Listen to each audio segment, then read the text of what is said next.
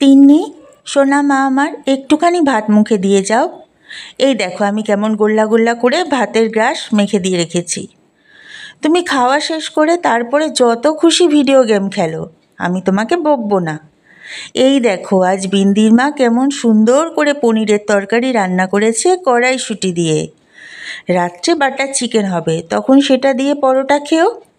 এখন ফ্রিজ থেকে চিকেন বের করে রান্না করতে তো দেরি হবে, তাই এখন ভাতটা খেয়ে নাও। রাতে বাটার চিকেন পাক্কা। 7 বছরের তিন্নির মা পর্ণা ভাতের থালা নিয়ে মেয়ের পিছনে ছুটতে ছুটতে বলে কথাগুলো। প্রতিদিন এই একঘেয়ে রুটিন, এই ঘর থেকে ওই ঘর ছুটে ছুটে খাওয়ানো। কখনো সঙ্গী হয় মোবাইল গেম বা ভিডিও গেম। যেন একটা যুদ্ধ চলে খাওয়া নিয়ে। মায়ের এতগুলো কথার উত্তরে ঠোঁট উল্টে তিন্নি জবাব দেয়, না মামা, ওসব পচা তরকারি রান্না আমি কিছুতেই খাবো না। যতই দেরি হোক, আমি পরোটা আর বাটার চিকেন খাবো। পর্ণাও এবার নাছোড়বান্দা হয়ে ওঠে মেয়েকে খাওয়াতে। শুরু হয় মা আর মেয়ের মধ্যে এক প্রস্থ ছোটাছুটি। খাওয়া নিয়ে 7 বছরের তিন্নি রোজ এমন বাহানা চলে, আর ওর পরিবারের লোকজনও শেষমেশ হাসি মুখে সব আবদার মেনে নেয়। একমাত্র মেয়ের মন রাখতে আজও পর্ণার অনুরোধে বিন্দির মা, মানে বাড়ির সর্বক্ষণের কাজের লোক, বাটার চিকেন আর পরোটা বানাতে বসে পর্ণার মেয়ে তিন্নির জন্য। আর হবে নাই বা কেন? মাস গেলে একটা মোটা টাকা মাইনে পায় বিন্দির মা এই বাড়ি থেকে, তাই কাজ বাড়ির ফাইফরমাস মেনেই চলতে হয়। নইলে কাজ থাকবে না, পেট চলবে কি করে এই আগুনের ছোঁয়া বাজারে? পেঁয়াজ কুটতে কুটতে মায়ের চোখ যায় নিজের ছোট্ট মেয়ে বিন্দির দিকে। সকালে কাজে বেরোবার সময় মেয়েটাকে সাথে করেই নিয়ে বেরোয়। কাজ বাড়িতে কিছু না কিছু পেট ভরা খাবারও জুটে যায় প্রতিদিন। সমাজে গরিব বড়লোকের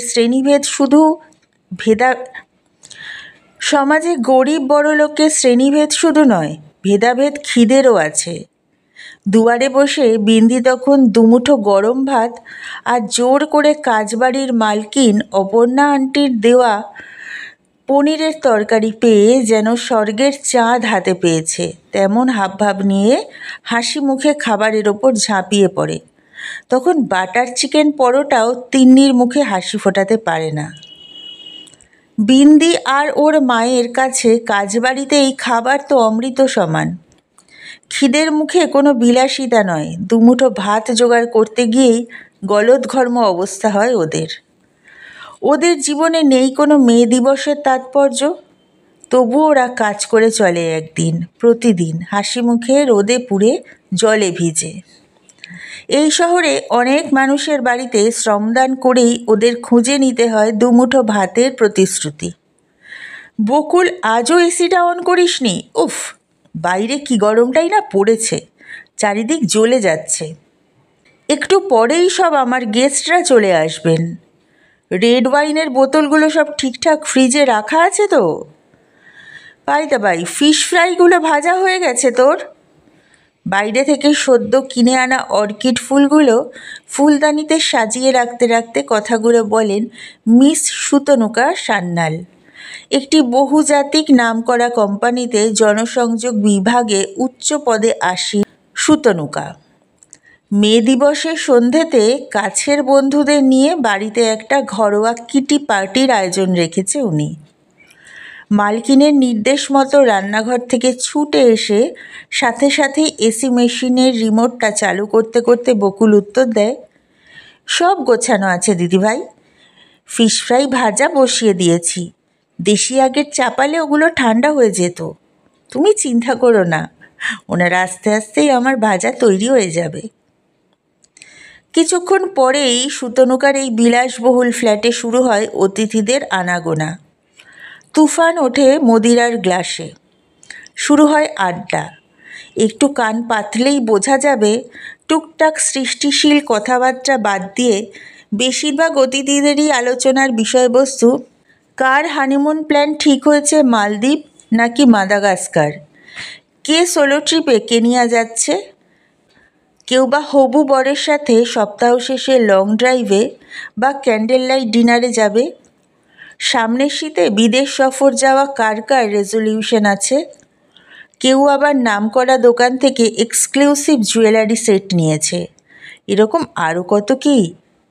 বিলাসিতায় কে কাকে টপকে যাবে সেই প্রতিযোগিতা চলছে যেন প্রতি মুহূর্তে। খুব অবাক লাগে এসব দেখে। যাই হোক, সব গুছিয়ে বেরোয় বকুল। লক্ষ্মীকান্তপুর যাবার শেষ ট্রেন ধরে ও বালিগঞ্জ স্টেশন থেকে। ঘরে ফিরে বরের হাতে পান্তা ভাত, কাঁচা লঙ্কা, পেঁয়াজ কুচি আর সামান্য আলু ভাজা দিয়ে মাখা ভাতটাই অমৃত লাগে ওর। গত শীতে কলকাতায় এক রাজনৈতিক দলের জনসমাবেশে যাবার পথে ভিড় ট্রেনে উঠতে গিয়ে নিজের ডান পা হারিয়েছিল ওর স্বামী সহদেব হাজরা।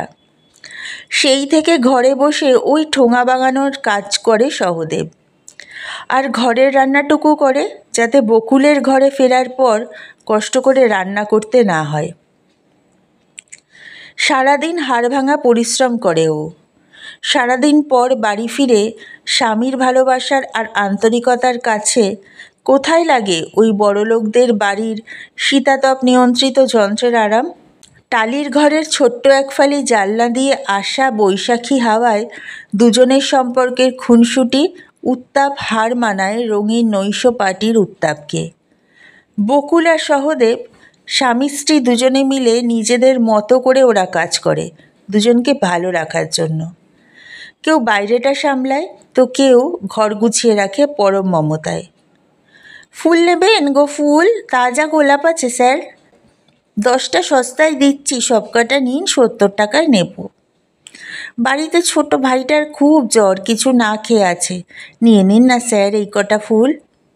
রুকসানা কথাগুলো বলে যায় এক নিঃশ্বাসে। পার্ক স্ট্রিট ক্রসিংয়ে গাড়িগুলো তখন পরপর সার দিয়ে দাঁড়িয়ে। গাড়ির ভিতরে কেউ বাড়ি ফেরার অপেক্ষায়, আবার কেউ বা তখন নিশিনিলয়ে গিয়ে রাত জাগার প্ল্যান করছে।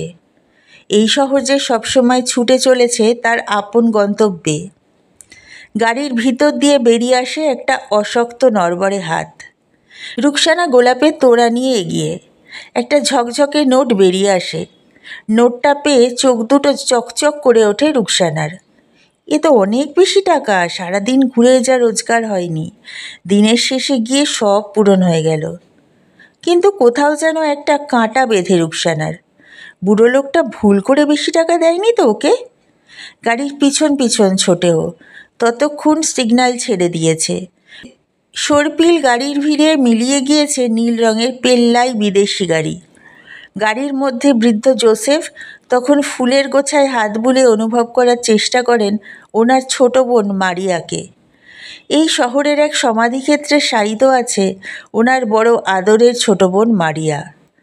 জোসেফ বড় ভালোবাসতেন বোনটাকে, অনেক চেষ্টা করেছিলেন বোনকে বাঁচাতে, কিন্তু পারেননি। দুরারোগ্য কর্কট রোগ ওকে কেড়ে নিয়েছিল।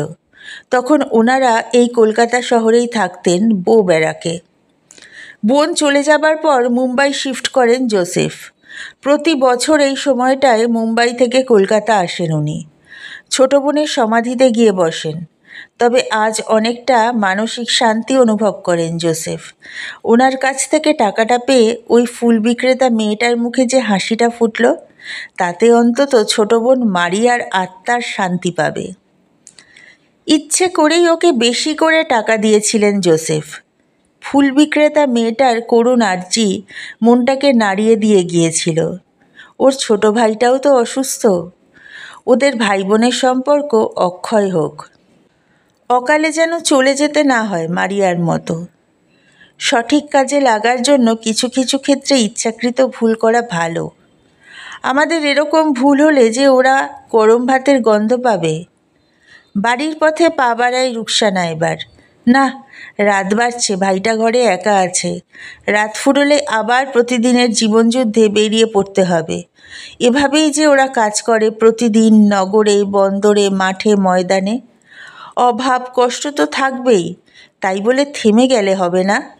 দুনিয়ার আবর্তনের সাথে তাল মিলিয়ে এগিয়ে চলতে হবে অন্তবিহীন পথ। এই চলার নামই যে জীবন।